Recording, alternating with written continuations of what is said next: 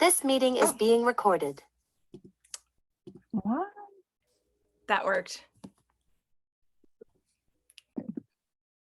This meeting is being recorded.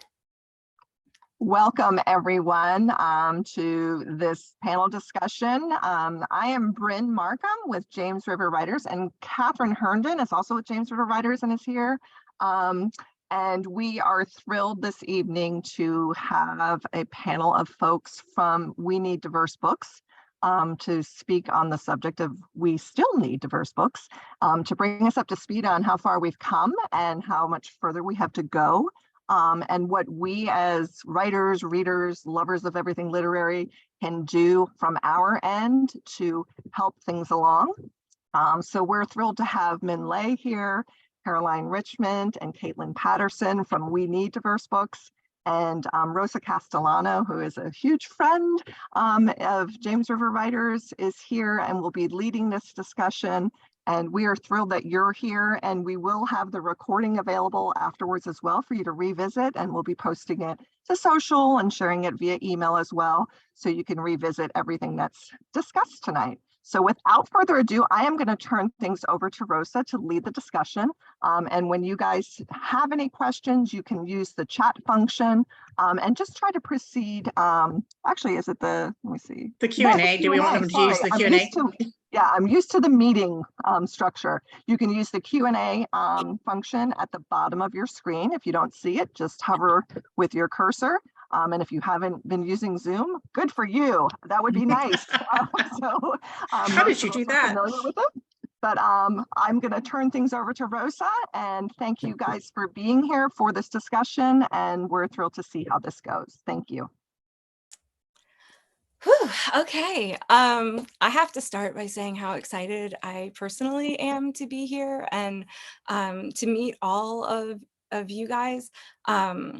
We are talking about We Need Diverse Books, but I'm primarily a poet. And so whenever I'm on panels, I end up reading poetry books. But in prep for this, I got to read Green Lantern. I got to read some beautiful picture books. And I just want to shout out some of the books. Caroline, I loved your Little Women retelling. I just want to start by saying all of the folks that we're going to hear from tonight, in addition to being activists with We Need Diverse Books, are also authors.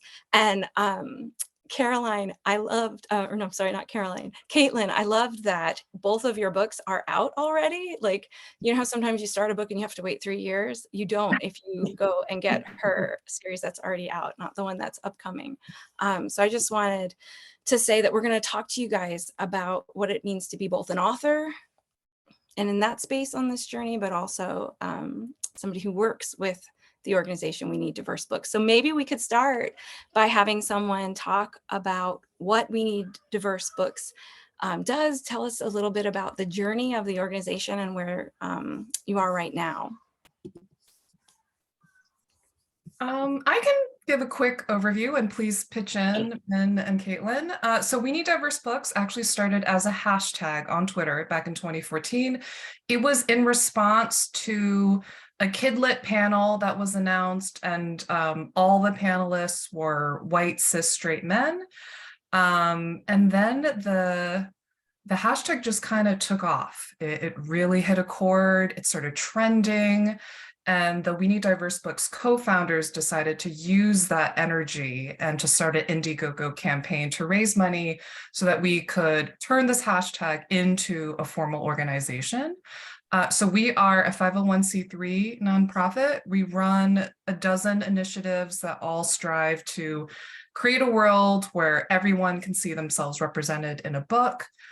We serve 3 main communities, so that would be diverse creators, writers and illustrators, diverse publishing professionals, because in order to get those diverse books, we need the people acquiring the books, editing them, designing them, producing them, to also reflect the world we live in. And we also serve educators, teachers, librarians, students, readers, so the people who consume the diverse books. We started in the children's book realm, but we also now do work on the adult fiction side too. I actually got my start at WNDB as a volunteer back in 2014. I was a very new mom. My first daughter was 2 months old, and I was scrolling through Twitter one morning. She was playing on her mat, and I saw this hashtag. I saw these people sharing stories of why they believed in diverse books, why we need these stories. And as someone who was constantly searching for myself in books when I was a kid, I was such a bookworm, but rarely saw myself in books. I really wanted to help out with this movement because I had this little baby in front of me, and I didn't want her to grow up in a world where she had to kind of search to find herself. So I just feel really lucky to be here and to still be involved with the organization today and to see how much it's grown. Thank you for that. Minh or Kaitlyn, would either of you like to share how you got involved with We Need Diverse Books? Oh, okay. Yeah, no, like Caroline, I was following along with the hashtag when it first came out, and it was this kind of like flashbulb moment for I think a lot of us, because when the default of what you're used to seeing on conferences and panels is straight white, so like it's like you almost didn't realize it until someone pointed out and like kind of really shone a light on the fact that what was not being represented, right? And then once you see that, all of a sudden, like you start looking at everything in the world around you with that lens, and you realize that how much the representation has been lacking. So for me as a creator, it kind of really put a voice to something that had been like lurking in the back of my mind for a long time. Like Caroline, I was searching for myself in books for a long time as a reader, but I don't even know if I really knew what I was missing out on for a long time. So for me, I started out as just kind of like a fan of the advocacy that they were doing and a supporter. And then I was happy to be asked to join the board. And as an author, I think it just means a lot to try to do what we can to make sure that the publishing world is as rich and diverse as, like Caroline was saying, the world around us. And that I found such an amazing life in the world of books, and trying to make this world as strong as possible for that next generation is just a wonderful thing to be a part of. And I think the work that the whole staff is doing is just amazing. So as a board member, just anything I can do to support that is just a great part of my day. Yeah, I was also following along from the beginning, but the hashtag started the month that I was in the process of moving back from South Korea. I'd been living there with my husband for 2 years and had just finished the first draft of what would become my first book. And I was just kind of awakened to how much I'd been searching for diversity in the world that I had lived and wasn't seeing in books. And I had the opportunity in 2016 to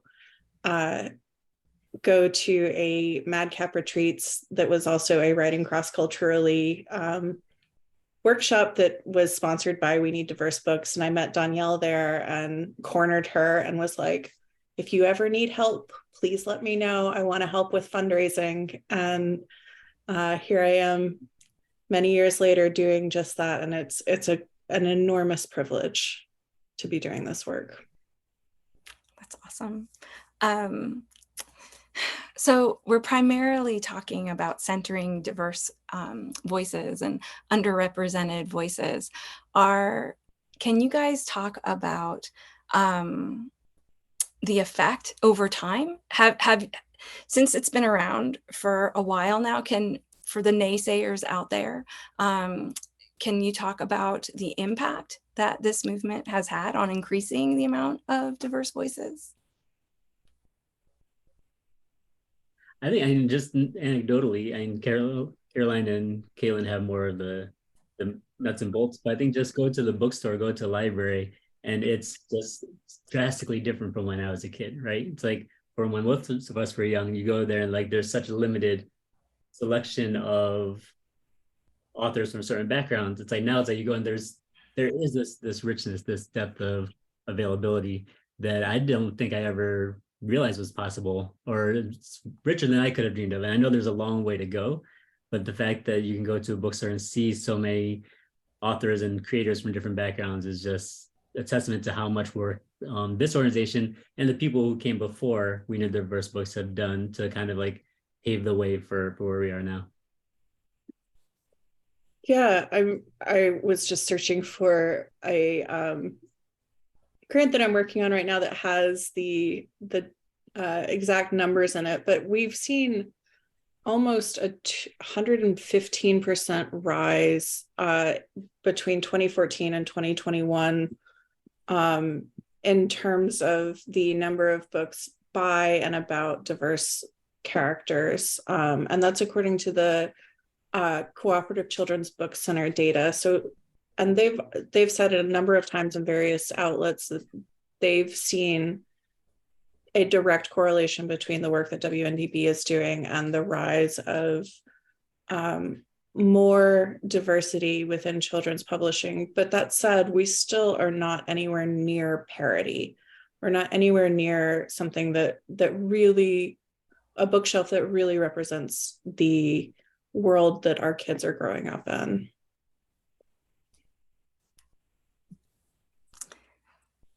I know that it's AAPI month, and thinking about that, especially thinking about important contributions of Asian Americans to our American history and society and culture. And some of those stories are now, more of those stories are now being represented in young people's literature. But I'm wondering if maybe you could talk about what some of the stories that meant something to you growing up, or if it was the absence of some of those stories that might have been impactful to you as young people, to any of you. I have two. When I was in elementary school, Babysitter's Club was like king, and that I loved the series, and I really kind of glommed onto Claudia Kishi because she was like the only Asian girl I saw in most of the books I read. And even though Claudia and I were really different, like she's Japanese American, I'm Chinese American, she was very artsy, not the best student. We're kind of opposites in some ways, but like just seeing someone who sort of looked like me in such a popular series was just so validating and such a moment of pride for me, even though I don't think at the time I quite understood what was happening. But it wasn't until my freshman year of high school where I really had that aha moment of truly seeing myself and my family in a book. And that was in 9th grade English. My teacher assigned us to read The Joy Luck Club by Amy Tan. And I remember she passed out the book to our class and told us to put it away. And I did not. I was a really big rule follower. I just kept reading it under my desk. I just could not. I was so engrossed in this voice that Amy wrote in that sounded so much like my parents and my grandmothers, especially. It was the first book where I really saw my family and me directly, and it was just like a punch, like something I didn't even know I was searching for, and I finally had it. And I still revisit that book, decades later. Every year, I just read passages of it, and it still holds that power to me. I mean, there's fortunately, so many more Asian American authors now out there, but it will always hold a very special place in my heart. I love that you brought up both Claudia and the Joy Luck Club. I think you're not alone with Claudia, but it points out a little bit that idea that when stories are universal, the Joy Luck Club changed millions of people's lives. When stories are universal, they have power.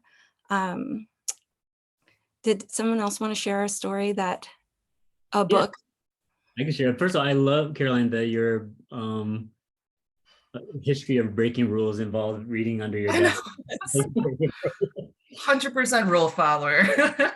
I'm very much the same. So, but yeah, no, for me, I can point to two books too. One, I didn't read till after college, and that's Jean Yang's American Born Chinese. And for me, that's the book that kind of like was the game changer. Kind of like Caroline with The Joy Luck Club. I didn't realize this is the book I've been waiting for my entire life, and I didn't realize it until you have it. And then that just changes how you see literature, how you see books, how you see your relationship to books, and which is really fun because now it's like this is the month where it's hitting Disney Plus and it's becoming the show, and it's just to see this book that's meant so much to so many of us kind of realized in that broad popular way is just really such a game changer, and I think also a testament to how much things have changed over the past couple of years. The other book I'll point to is kind of like the flip side of that, and it's The Five Chinese Brothers, which is like one of the few cases of quote unquote representation from when I was a kid. And I have a strange anecdote because with diversity, a lot of times we talk about the windows, mirrors, and sliding glass doors. So there's a story from when I was in second or third grade. We're in art class and we're doing these self-portraits, right? They had this self-portrait session and our teacher was handing out mirrors to all the tables. And we got to our table and somehow we were short on mirrors. And without missing a beat, I looked at the other Asian kid in the class and we just like made eye contact. And without saying a word, we're just gonna draw each other because we're out of mirrors. And we're like, that is close enough. You know, like the other Asian kid, that'll be our self-portrait. And there's a picture of me at this like art show with my self-portrait behind me, and I had this guilty look on my face. And it's because I realized that's not actually me in the picture. And I bring that up because a book like The Five Chinese Brothers, which is so pervasive, with the underlying message of like all these Asian people look the same, right? It's like that's a kind of message that as a kid, it just kind of burrows its way into your subconscious, and you kind of accept those terms because that's what you see, that's what you're exposed to. So for me and this kid who grew up like reading that book in class like all the time for our teachers reading to us, it's somehow I draw a direct line between that idea from the book and like our self-perception. It didn't feel like a negative thing at the time because you're not at that age. I wasn't self-aware to really think about these in a deep way. But looking back at it, it's very clear that we were taking in these messages and they were kind of shaping our sense of self in a negative way. So those are the two books I point to, one positive and one negative. Yeah, I also kind of have a positive and a negative. I grew up practicing Hinduism in the deep South in Appalachia as a white woman, which is confusing. And there's nothing there. I've found nothing that it comes even close to that. But then I've always been a reader. I've always studied literature. My degrees are both in literature and poetry. And it wasn't until I was in grad school that I was assigned Nightwood by Juna Barnes. And it was the first time that I'd seen a queer woman who was messy and complicated and had mental health issues and was like just trying to make art and do her best. And I've always been frustrated by the way that we teach the canon. I've been frustrated by how we think about what authors meant or try to make assumptions about what authors meant in their choices. I was really frustrated by the fact that I spent 7 years of higher education reading old dead white men, and thinking that like that is what literature is. That is what makes good literature. And so when I found Nightwood, I felt like my eyes had been opened, and there are great works of fiction that are representative that are just not taught, not accessible. And the barriers that Juna had to go through to get that book published have just become more pervasive, much harder, and more difficult. And she was a white woman with a lot of privilege. So I don't know. I found myself in that book, but I also found my frustration with the way that we teach writing and literature and the canon, what we refer to as the canon. Thank you. I find myself wondering about you all as authors, thinking about the stories that we take in, the stories that we carry, and the stories that you guys are putting out into the world. How does where you come from sort of does where you come from affect the stories that you tell, and how do you filter, how do you choose where your identity slips into your books? Anyone else want to go first? Or Want to take it, Minh? Take it first. Yeah, go for it. yeah, no, I mean it's an interesting question, because as a writer, I'm always trying to look for inspiration. It always comes from my lived experience and whether that's from my childhood or my family or my current day family. And so my experience and my identity is kind of like the starting point for any creative endeavor, right? So that my identity and all its intersectionalities are what create the foundation for me as a storyteller. So whether or not the story is explicitly about my Vietnamese American identity or something like that, it's woven into whatever truths I'm trying to touch upon in a story, if that makes sense. It's like you're not, even if the story is about something different or if it's fantastical, I'm trying to pinpoint something that is real. And this is my reality, right? So everything that I write in some way is informed by my own personal story and my own identity.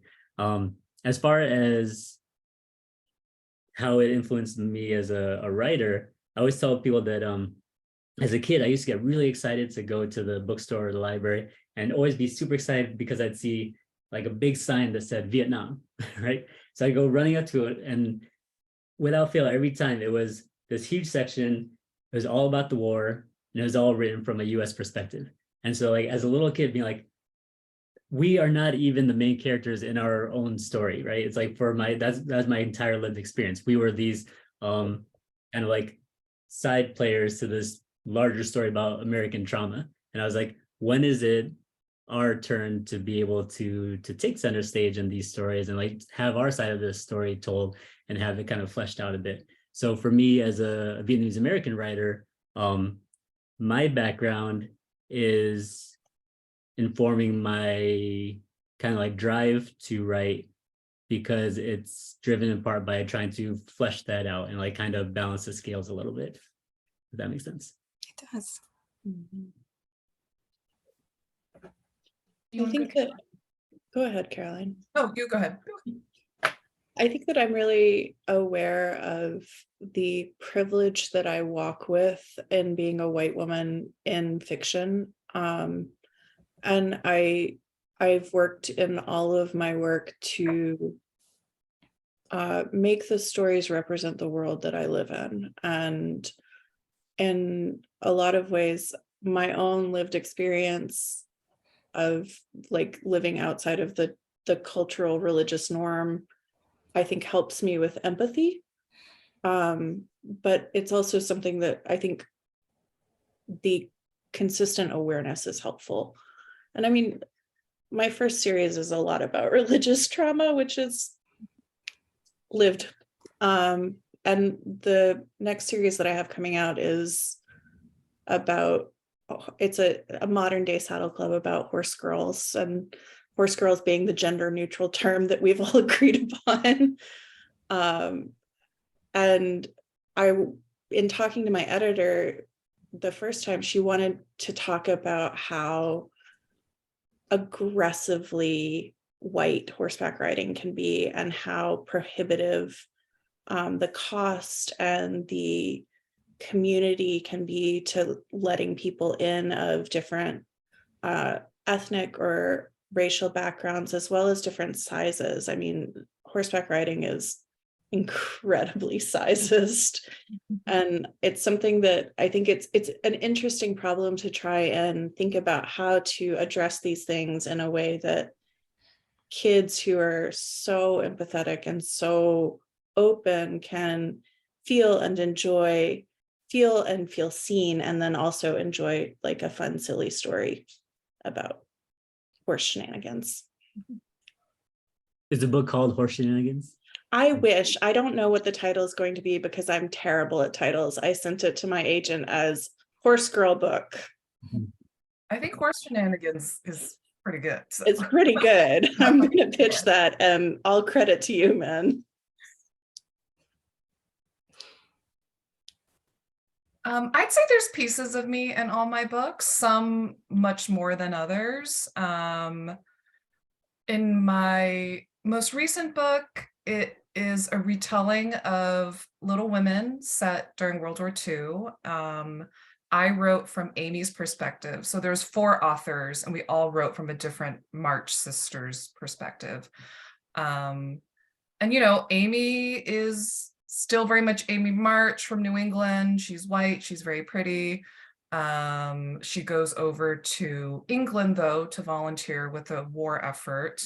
And I did try to weave in some diverse faces because I was thinking, London is a very cosmopolitan international city.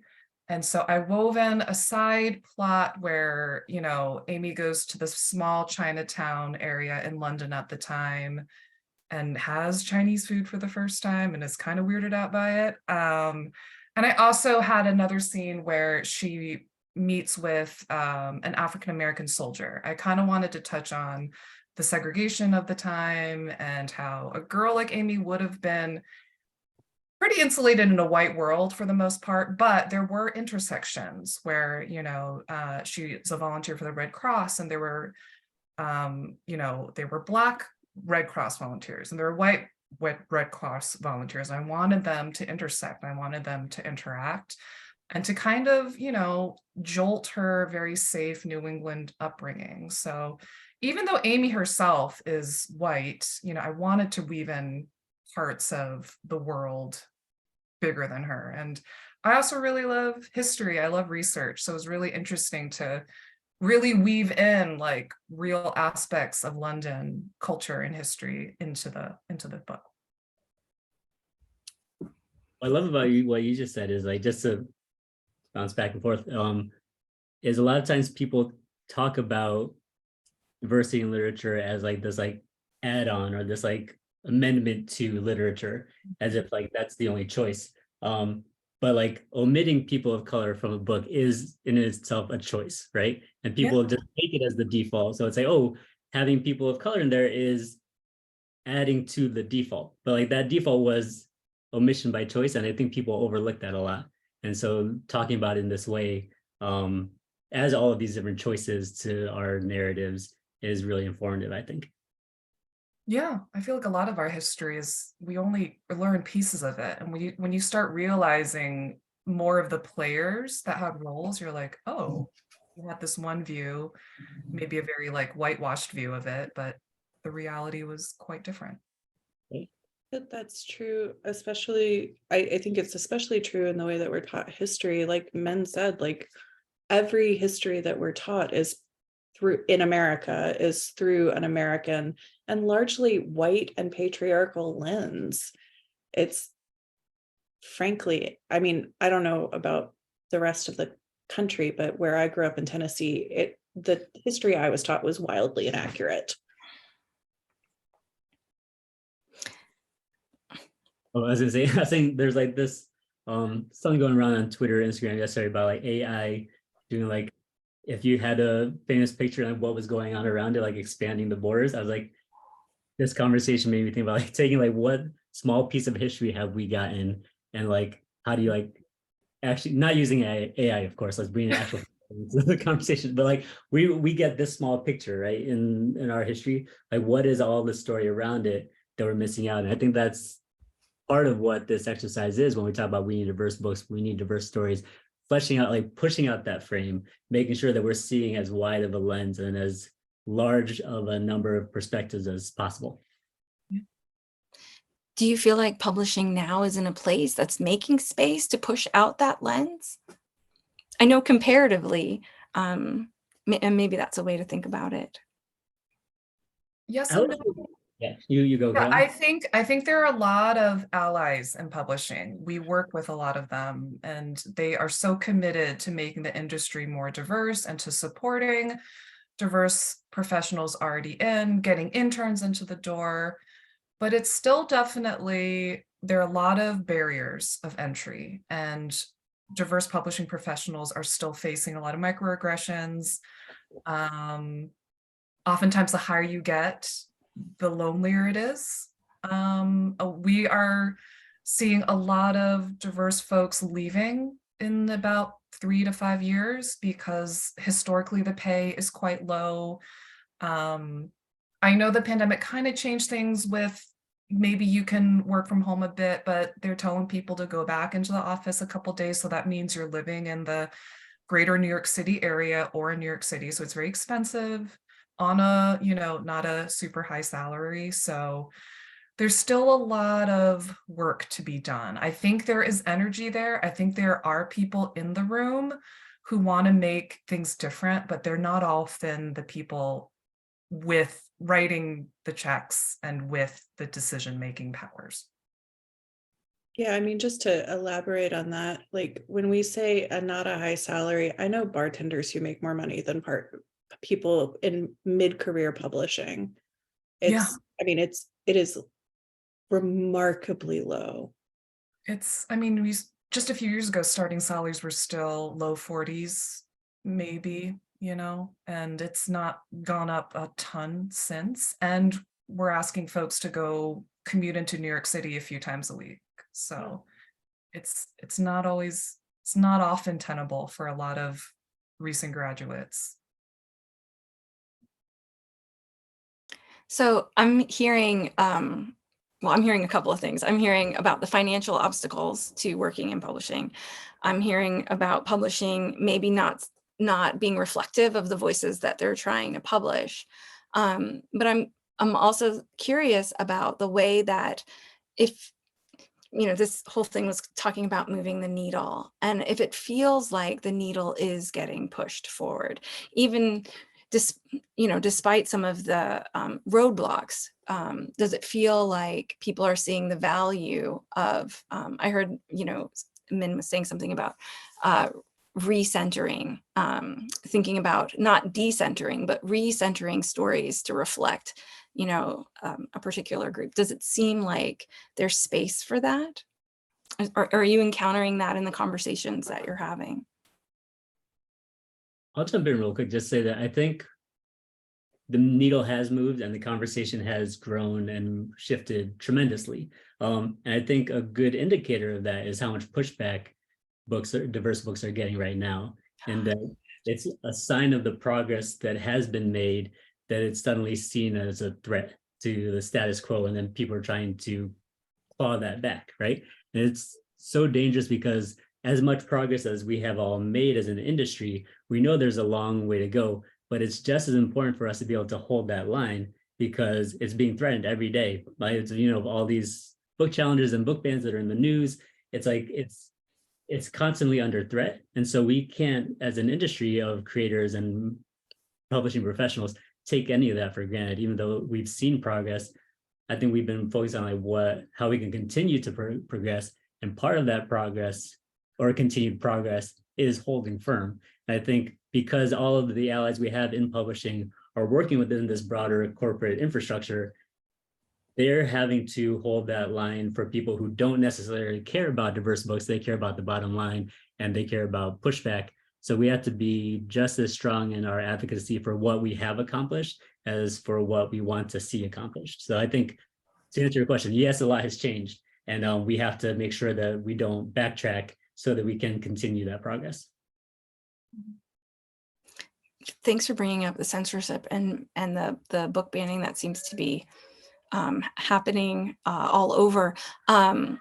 Does We Need Diverse Books have initiatives around censorship? Do you guys have suggestions for people who either A, are engaging in conversations with family members about this topic or want to engage in their communities on this topic? We do. We have an initiative called Books Save Lives. It was launched in late 2022. The purpose of it is to, fight against the book bans happening nationwide while also championing diverse voices. So there's 3 sub initiatives within this program. The first is, for WNDB to set up author visits and book giveaways by the affected authors. a lot of diverse authors who are getting whose books are getting challenged or banned. They're losing income from canceled school visits, or, you know, their books just aren't being bought in higher numbers because they're, you know, ending up on these lists. So teachers and librarians can't buy their books. So it's our way of, you know, helping them with some additional income during this hard time. We also have a Book Save Lives grant. It is up to $10,000 for school libraries in affected areas. It's not publicly announced yet, but we have the first 5 grantees chosen, and we will be making an announcement in the next month or so. So that's to get diverse books into the school libraries. And I think what's interesting is when we opened to applications, they really came in from all over the country. Yes, there was Florida and Texas, but there was Missouri and Rhode Island and California. There's states that people don't traditionally associate with book bans and challenges. It's really pervasive. It's happening all over the country. It really just depends on your local school district and who's running, you know, it, and who's, you know, in charge of your school administration. It can really vary even in so-called blue states. And then we're also supporting local organizations that are fighting book bans at the district by district level. So we work with a group called the Florida Freedom to Read Project. They're really on the front lines, you know, fighting for the students' freedom to read. There's a lot going on in Florida. So we provide them with resources from like printed materials. We're working with them on creating a guide on how you can start your own kind of Florida Freedom to Read project in your own community.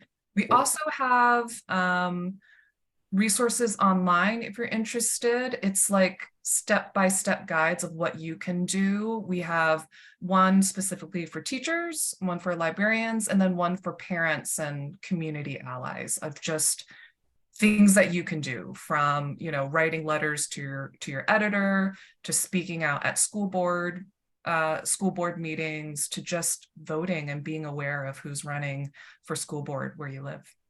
Yeah, I dropped the link to that resource page in the chat for anybody who's interested, and we welcome any questions, anything we can do to help.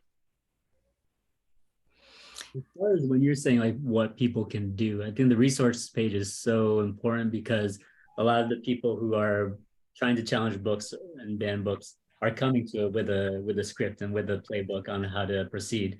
So to have resources for people so that they don't have to do all the homework themselves, that they can draw upon the work of organizations like We Need Diverse Books is really important, because parents and advocates who are interested in this stuff don't necessarily have the bandwidth to do all the research themselves. So having those resources so you can just go to it and draw upon is really important. And for those of you who are wondering what one individual can do, the Amanda Gorman book was removed because of one individual, one parent trying to putting up a nonsense challenge, right? So it's like, we need people on the other side to advocate for books, to push back so that those lone voices trying to ban books are not the only ones heard, right? And the more that we can be there and show up in all of these moments, the stronger we're going to be, and hopefully will overwhelm the challenges that are coming our way. Because right now it feels overwhelming from the other side. Yeah, and I think I would just add that a lot of this can feel like you're just reacting, that we're just fighting back, but a lot of the way that progress is made and the way that we can fight this is individuals taking singular action, like Minh is saying. And it's not always reactionary. You can go to your school board meetings, even if books are not being challenged in your area, and make yourself known, make yourself a presence advocating for books. This is only happening because other people are making themselves advocates against books. So you too can be the initiator, the instigator of progress rather than the opposite of progress. It's 7:40, guys. My brain is working real good. Yeah, but you make a great point, because I think a lot of times the people who initiate challenges are banking on not getting any pushback, and then they can just kind of breeze through and the books get removed. We've seen instances in Pennsylvania and Texas where communities have rallied. And so like a book ban legislation stops before it gets passed because of the show of support from the community. If people don't show up, then these things can just kind of breeze through, or these books can be removed without any recourse because people aren't paying attention. So it requires our constant vigilance and attention and show of force to make sure that these things don't slide by. And that's not even counting the self-censorship piece of things where it's a kind of people quietly not buying books or not quietly pulling them off the shelves without, just to avoid conflict. There's so many things that we have to be there for. So yeah, like Kaitlyn was saying, like the show of force, it starts with each of us in a different way. That's so good. That makes me kind of wonder, we're talking about the importance of diversifying voices in books, primarily for kids and young people, but would you all say that it is important for adults to diversify their reading lists? Absolutely. 10,000%. Period. That was an easy one. Do you guys believe that there's a relationship between internalizing the conflicts of others, right, who are different from you through diverse books that shed light on things, and moving the needle in our society toward a more inclusive kind of thing? Do you think diverse books can have that kind of an impact? Yeah, I mean, we believe that reading diversely can teach empathy. I'm thinking about a lot of places in the US where a book might be that only access point where you're reading about people unlike you, who you meet people that otherwise you would never encounter in your town or your county. I know for me growing up, books were that window, and Minh mentioned it before, but we're big proponents of, Dr. Rudine Sims Bishop's philosophy, how books can be windows and mirrors and sliding glass doors into other experiences. And we need all of those combined. Like kids need both window books and mirror books. They need to see themselves reflected so they can, there's that sense of validation and self-respect, but they also need that, wait, did I get the word mirror book? When the window books are looking into other experiences, they need both, and I really believe, a book can be that mechanism to teach love and empathy. There's actually a lot of studies that back this up, one particularly from Changing Race Boundary Perception by Reading Narrative Fiction by Dan R. Johnson. I am reading that off another screen. I don't just remember that. There's an experiment detailed in his book that shows that participants who read just a 3,000 word excerpt of the novel Saffron Dreams by Shayla Abdullah showed a marked decrease in bias against Muslims just from reading 3,000 words. So imagine an 80,000 word book that really puts you into somebody else's life. Like there's science that backs up the reduction in racial bias and increase in empathy when you read diversely. Yeah, and I would just echo what everyone else is saying.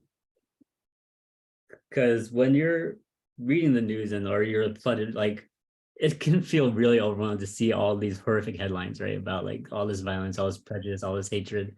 And the more I've looked at it over the years, and it's like so much of it gets boiled down, at least in part, to people's either inability or unwillingness to see other people as fully human, right? It's like you can't hate someone to that degree unless you see them as somehow lesser, and you're choosing not to recognize them as fully human in some way, and whether that's through stereotypes or just the headlines that you see.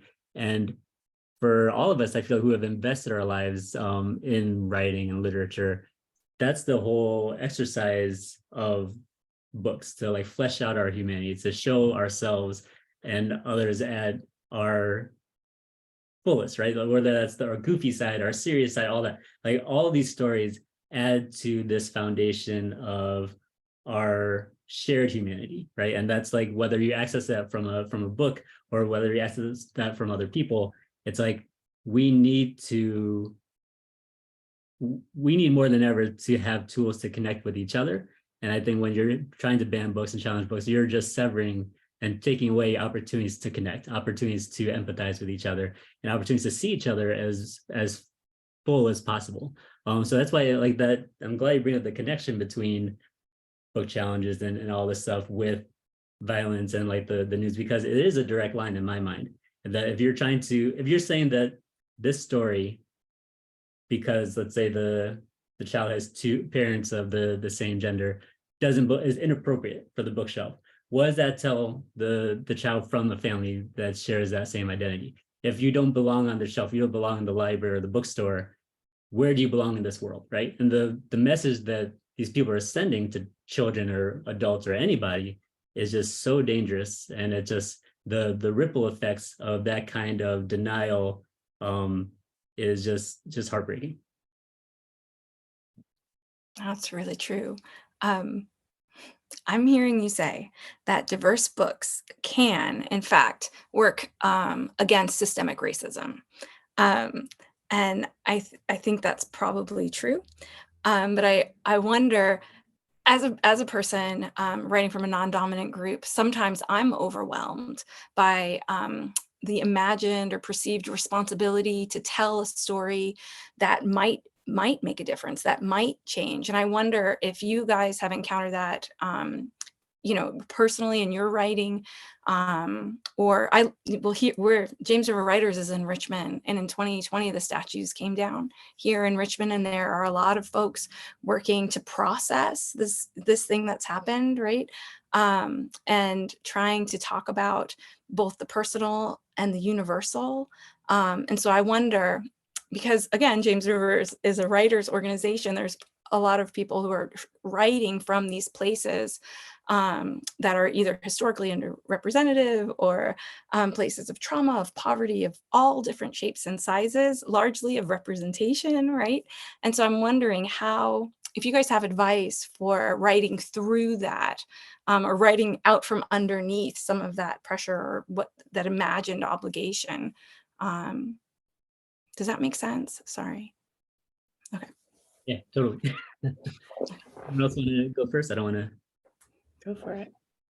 Well, I would say that whole idea about the pressure of like one story is something that hopefully the increasing diversity of books out there takes the pressure off of, right? Because if you're the first to write a story, there is that pressure to represent an entire community. But like, just like no one individual can represent an entire community, no one book can represent and encompass the richness of an entire community, society, or type of people. So I think the pressure of that is an illusion in a lot of ways, but hopefully that as we get more books out there, that pressure is relieved. I kind of think of it as like our generation of writers and the generation of writers that came before us, that preceded us, we're kind of like, our job was to carve out this space to like prove that we belonged on the shelf, right? And the hope is that now that we've staked that claim, made sure that people know that these stories do belong, that the next generation of writers and books can now have fun exploring different aspects of identity, different aspects of these stories. Goofy stories have no relevance for anything other than like they feel like writing a goofy story, right? Not every book has to cover the deepest issues within a community. And it's important that they don't. Like, it's important that you have everything out there. We're like, if every person writing from a community had to cover its harshest truths, that is exhausting, right? Like every community deserves its silly stories as well, right? And I think the hope is that we're getting to that point. And there will always be space for all those stories. Right? You want the serious stories, the serious topics as well. You want the ones that kind of blended in. You want the ones that are just totally fun and frivolous. I was thinking about it earlier. It's like, if you go to the ice cream store and they're like, what, like 31 different flavors? It's like, each one's gonna have different ingredients. They're gonna be different flavors, different tastes, but it's all ice cream, right? Like, we want to have all the ice cream, all the different flavors, so that we can have books for everyone's taste. And depending on the day, you might feel like tasting something different. But I think the more stories, the better. And the more stories we have, the less pressure, hopefully, writers feel to have to try to live up to this unattainable standard. That was beautifully put. Now I want to. That's the only problem. Same. Same. I'm gonna go have ice cream and write it off as research. There you go. I'm into it. That what you're talking about a little bit makes me think about that idea of of narrative scarcity.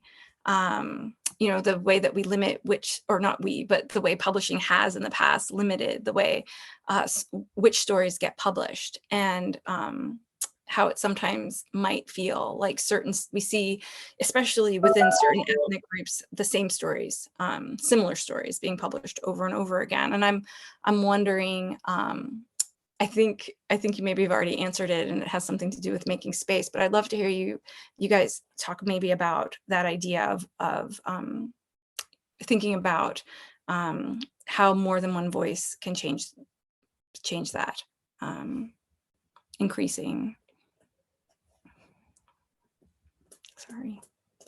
Why not? I don't want to. It's a great question. Yeah. I will say that 75% of the gray hairs on my head now come from that stress of like what my friends and I call rep sweats, like the pressure of trying to get things right for your community are me up at night. So many nights just like struggling, like did this illustration capture this detail correctly or not? I think that idea of narrative scarcity that is rooted in the idea of narrative scarcity, because like if this is like the first Vietnamese American superhero that kids are going to read, it has to be done right? It has to get all those details right. But like I said, like no one person or no one book can capture everything. And I think for me, as a Vietnamese American, I grew up kind of comparing myself to this picture of like what a quote unquote authentic Vietnamese experience was and what a quote unquote authentic American experience was, and always feeling not enough, lesser than in all metrics, right? And part of the exercise of writing over these years, it took me until I was in my 40s now to kind of finally realize that like my experience was legitimate and was valid, and writing was a way of like claiming that space, right? Because I didn't see that growing up. So it was like, I felt like I was not enough of this or not enough of that. So that goes back to your point of narrative scarcity. The more stories we can have claiming spaces that reflect different experiences, the more readers can come to the stories and see themselves or see a variation of themselves.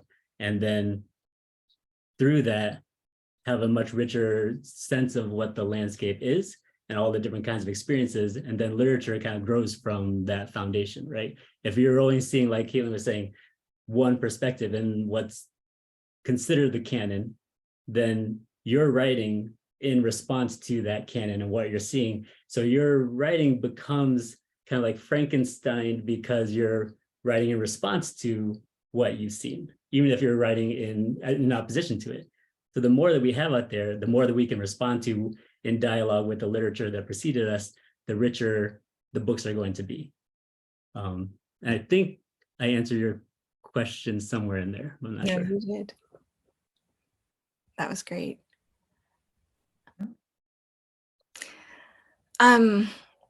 That makes me wonder, as writers and readers, in part for the writers who are listening in, what are the stories? And I don't think there's like a right or wrong answer. It's kind of this personal thing. Like, what are the stories that are missing, that you, or not missing, but maybe not enough of, that you're still waiting to see or just want to see more of,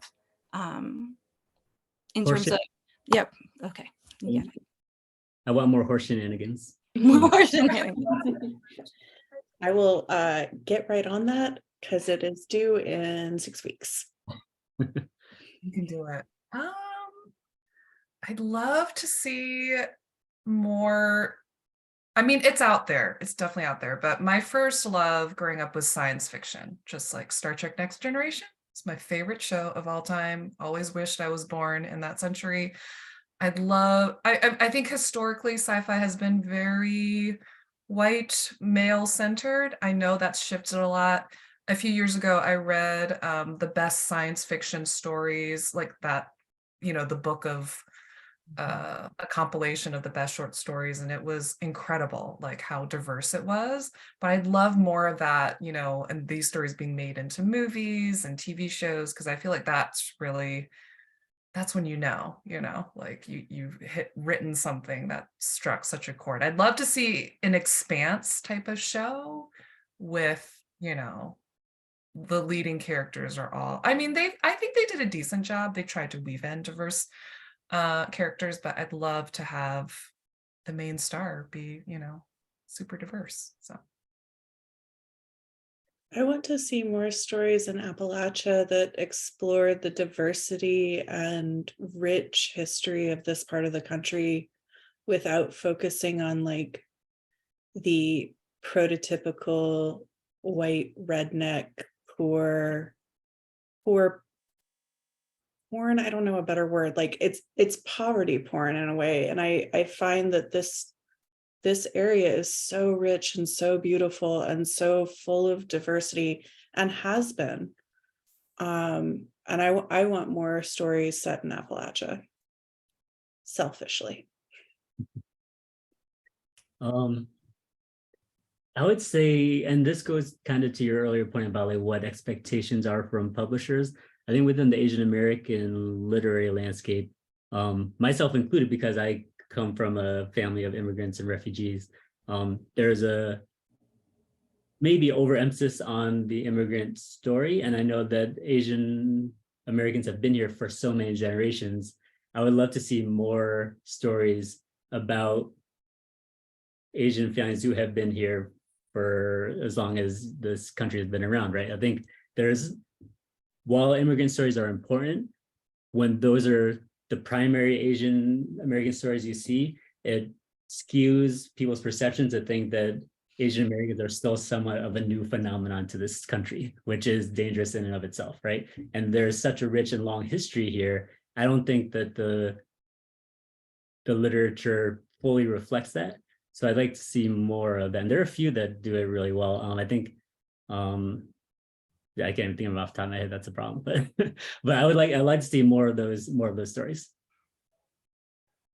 Well, all of those stories sound great. I think we'd all like to see them. And I was in a book club the other day, and someone literally said, "I want more stories from Appalachia," and I was very surprised by it. But you're not alone, which I thought was worth mentioning. Well, tell that person Revelator by Daryl Gregory is excellent. Writing it down. It's set in the county where I grew up, and it's chillingly good. That's awesome. I feel like it's hard to talk about diversity and not talk about own voices.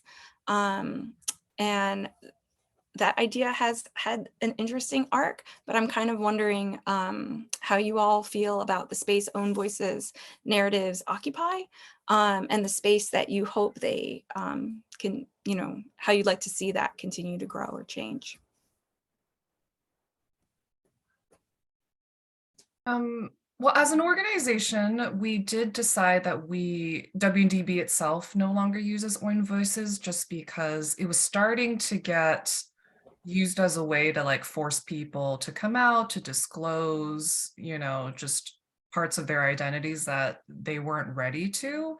We found it was being weaponized versus being just a tool for, people to find books.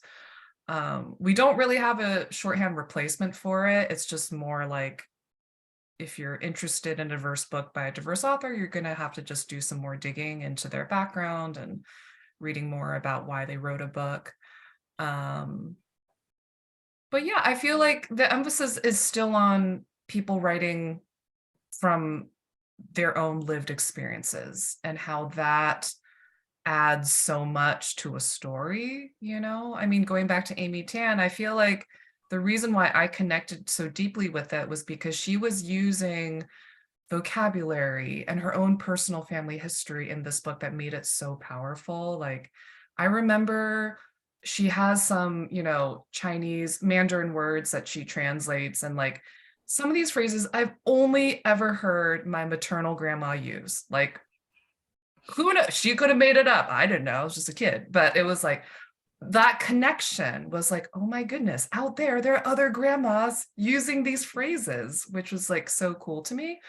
So I don't know, I'm losing the thread of my thought, but just, you know, like the lived experience itself does, I feel like, add this really rich layer to a book when you know it's coming from that point of view. But I also think it's important to recognize that is just one person, and they can't represent the whole diaspora of like Chinese immigrants. I think that about my own family history, where if I'm ever write something very personal, it really is like, there's probably quirks in my own family history that is really just my parents being weird, or my grandparents have this weird habit. It's not like every Chinese person does it too. And so I think we just need to remember, kind of like what Minh was saying, that we just need a plethora of stories, because everyone has that unique perspective to tell. And my own story can't really speak to the Chinese experience because that is so vast. So it's really just, you know, my own personal POV into it. And I feel like the Caroline brought up a really good point about how Own Voices started as like a way of spotlighting an author's experience and what they bring to a story, and it ended up in some circles becoming limiting, right? Kind of like boxing people into only writing about a particular experience that they have direct, and then it becomes weaponized in different ways. So it kind of, even though it came from and started from positive origins, took on different meanings for different people and kind of became something that some people operating maybe not in good faith used to weaponize against other creators. And I think when it comes down to it, it's like writing is an imaginative process, right? You want to kind of write in a way that unleashes your imagination, but you just have to, for me, it's more just recognizing if you're going to write from an experience outside of your own, you have to do your homework. You have to make sure that you're doing your best to honor a community by getting the details right. And I think with Own Voices, like there you have more direct experience to draw upon. And so then there's more touchstones for possible authentic details, but that does also, like Caroline said, doesn't mean my experience is going to mirror another Vietnamese American experience, which may be wildly different. So there's so much fluidity, so much kind of ebb and flow between people's experiences. I think the term, when it's used in a limiting way, is kind of why some people have chosen to kind of like shift their thinking around it. But yeah, it's a tricky topic to be, for sure. I think they did. It's all the gray hairs up here. I don't know exactly how much time we have, because I think we want to be able to get to some questions. And so I think I'm going to wrap us up so we can do that. I would love to hear about what's next for We Need Diverse Voices, but also what you're excited about and looking forward to, both in the diverse book space, but in your own work. Well, we are continuing our efforts to fight the book bans with our Book Save Lives initiative. We're hoping to connect with more local groups like the Florida Freedom to Read Project on just helping them with resources, getting diverse books into school libraries, helping the authors that are affected, because it really will be a long fight, you know, like this, there's a lot happening in this country and I don't see this slowing down, but I do think that we're seeing stories too of people fighting back, of students, you know, standing up and being like, you know, let us read books, you know, let us check out books from the library freely, which is really powerful to see. So that's definitely one of our main thrusts in the next year, is expanding our efforts with Books Save Lives, but also continuing our work and mentoring writers and illustrators, providing grants to diverse publishing professionals, and getting more books into the hands of students everywhere, because there really is so much need out there. Even in districts where maybe book bans aren't the pressing #1 issue, they are dealing with severely underfunded libraries, you know, with teachers who are burnt out, stressed out. So there's always work to be done, but we are really happy with the writers and folks who have come through our programs. I want to give a shout out to the 2023 Newbery medalist, Amina Lukman-Dawson, who is one of our 2019 mentees.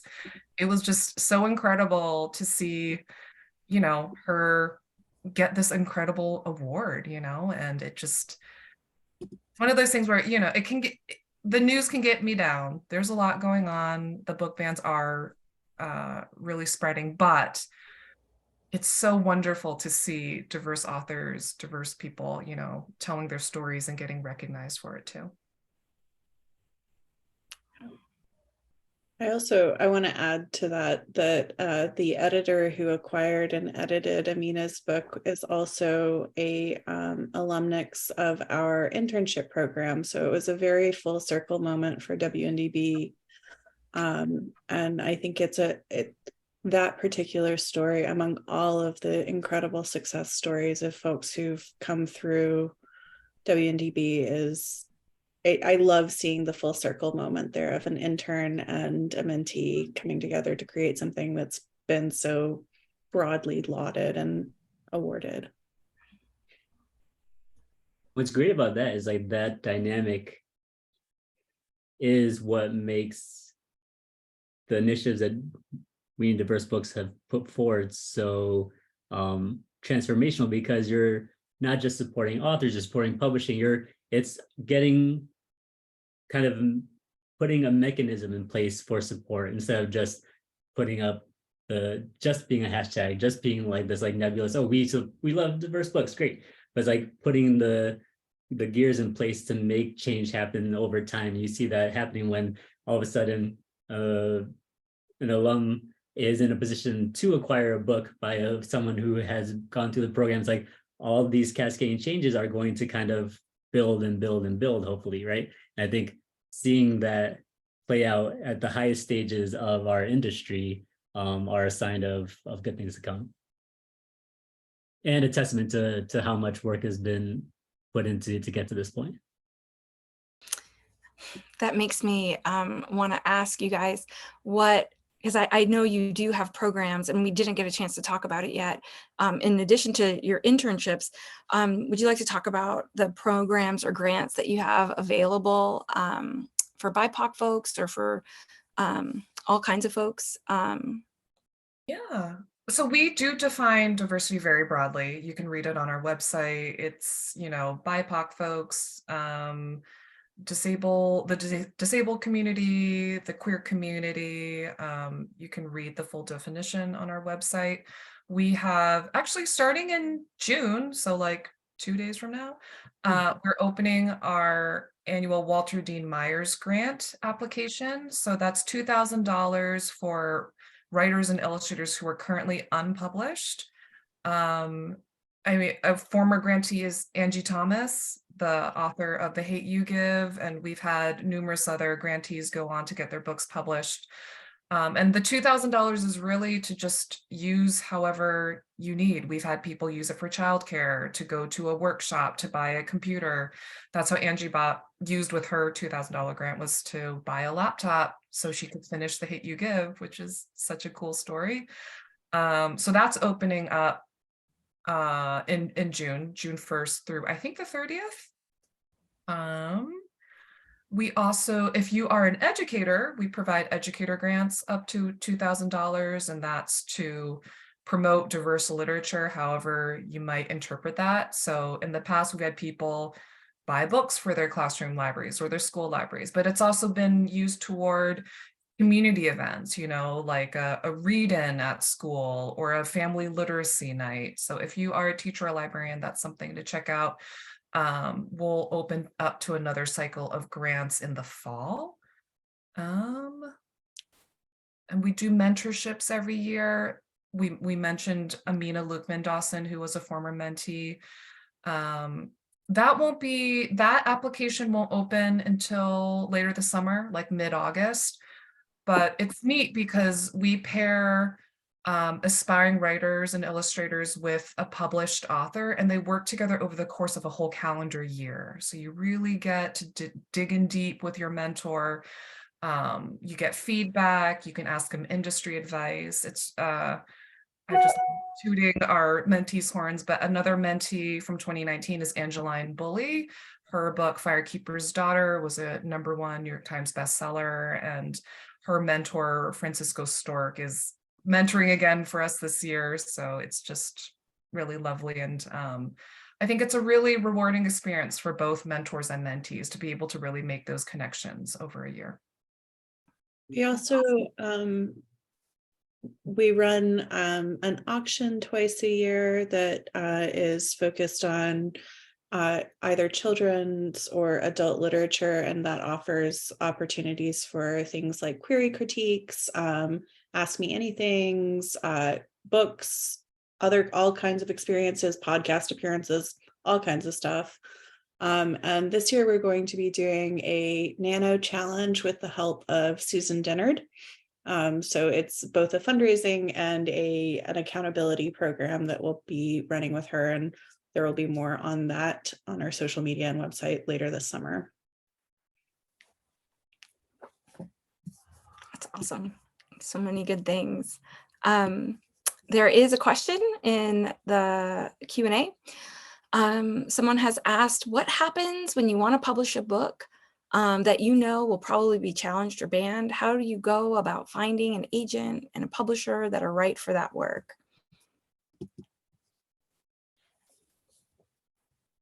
I would say write it, because books are getting challenged for the smallest, tiniest reason. So whatever you're writing, commit to it. We need that story.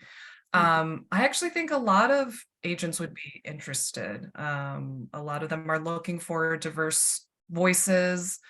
You can follow them on Twitter. You can kind of check out manuscript wish list just to see who might be a good fit for you. And when you do get offers, just ask them about it. Be like, do you have clients whose books are been challenged? What are some strategies you're developing? What kind of support can your agency provide? That sort of thing. And something you could do is like look at books that cover similar territory and find out what the publishers are, who the editors were, who the agents representing those authors are, because those are people who have put their money where their mouth is, right? And they're like, because it takes so long and so much energy to put a book out there. Once a book is out, they've done that work. That doesn't necessarily mean they're going to acquire another one, but that's at least, if you see like, I used to review a lot of books, and if you start following like who's publishing the books you like, who's telling the story, which publishers are putting out stories that are in line with what you want, that starts to give you a sense of what the landscape is, which agents are representing those authors, and that'll give you a little bit of a lay of the land when you're going into it. But I agree with Caroline, write the story, because the fact that it's being challenged just means that much more that we need that story out there. And who knows what it takes so long to get a book published. Who knows what the world is going to look like when it comes out. And we'll just be excited to read it when it hits the shelf. Yeah, absolutely. There is not another question yet, but maybe we'll give folks a few more minutes. Update. They've written the first draft, so. You did it. That's the hardest part, I think. That's great. I mean, Rosa, this is Bryn. I did have a question that was sent directly to me via private message. If you don't mind me asking it aloud. It's directed at Caroline. It says, Caroline talked about pay in publishing being quite low. Is the industry not making the money, or is it just not reaching the hands of creators in an equitable fashion? What changes might need to be made there? I would say more the latter. A lot of Big Five publishers are really huge corporations. I think it's kind of just how historically salaries have been built in publishing. The idea is like it's kind of a prestige job, and in the past, a lot of people who worked in publishing didn't necessarily need the money. They had family support, they had a spouse, a partner who was able to provide the income to live a nice life in New York City, and whatever they made was just like gravy on top. And so you kind of continue on with this kind of cycle. So why raise salaries? You know, you have the people in your workforce who don't necessarily aren't asking for these big pay bumps because they're able to have that income come from other means. And so we've kind of inherited this sort of industry that's built like this. I mean, it really is varied because you talk about smaller publishers, medium publishers, where the margins are much thinner, and you have owners who are just trying to, you know, like keep the lights on sort of thing. But I do think at the big shops, I do think they should be able to pay higher, especially if you're asking for employees to live in the New York City area or San Francisco or Boston, where pretty much all major publishers are located. But Kaitlyn, Minh, what do you think? Because I don't work directly in publishing. This is just what we've kind of gleaned from what we've heard and the folks we talked to. Yeah, I can only speak to what I've learned from folks that I know who work in publishing, but I think it is, like many industries and capitalism in America, kind of terrible. I mean, just an example outside of publishing, my husband graduated this year or last year with the same degree that my mother had and got 40 years ago. And his starting salary was 5% higher than my mother's was 40 years ago, which I think says a lot about the way that we think about salaries in America, the way we think about paying people at the start of careers that take a lot of time, a lot of effort, and a lot of money to get into. Yeah, I mean, I mentioned it briefly how we're seeing a lot of mid-career folks. So people who've spent like 3 years and up in publishing just kind of end up leaving the industry completely. And they will just move laterally into like an adjacent field, and they will get like 30% higher of a salary, kind of doing the same level of work, same sort of title. But because now they're working in gaming, or, you know, kind of an industry that works in publishing, but isn't quite tied, you know, isn't a publisher, they can get like a huge increase and not have to live in a super expensive metropolitan area. Yeah, I would just add, or not even add, but I would say, I feel like part of it is so many of us who grew up as readers had this dream of going to publishing, right? There's so many of us out there who want to get into publishing. And I think that the industry gets to take advantage of that because you have suppressed salaries because there's so many people trying to scramble to get in. You think it's an honor just to get the job, even if you can barely make a living. But I think at the end of the day, taking advantage of people's dreams is not a good look and not a sustainable model. So I think hopefully things are moving in the right direction and salaries will be commensurate and will value the work being done and not have it be subsidized by people's hopes and dreams and all that. Lots of side hustles in publishing. Mm-hmm. And poetry. Yeah. Yeah. Welcome to creative arts world. So we know the horse shenanigans is what's next for Kaitlyn. Does anybody else want to talk about your next projects? Minh, what do you have coming up? Well, I have two. I have a picture book that just came out a couple of weeks ago called Real to Me that I did with a really amazing illustrator named Rosa Figueroa. And then in September, I have a graphic novel coming out called Enlighten Me, which is, I had this idea a long time ago I really want to figure out how to write a story that took place at a silent meditation retreat where no one could talk. And luckily someone let me write it. So it's a pseudo autobiographical story about a boy going to a silent meditation retreat, and he's dealing with all his own kind of like bullying at school issues. And at the meditation retreat, one of the nuns takes all the kids aside, and they, even though the kids can't talk, the Buddhist nun tells them these stories called the Jataka tales, which are the stories of the Buddha's past lives. Then as the boy is listening to it, he imagines himself in these stories, and then kind of like works through some of his own stuff. So that one I'm really excited about. It's the first graphic novel written that's not a superhero within a universe, so kind of a standalone. What about you, Joe? That sounds so cool. I sadly have been working on the same book for like over a year and a half now, and it's contracted with Scholastic, and I'm just struggling with the first draft. I'm rewriting it. I wrote a draft last year and decided at the start of this year that it wasn't quite working. It's a young adult novel.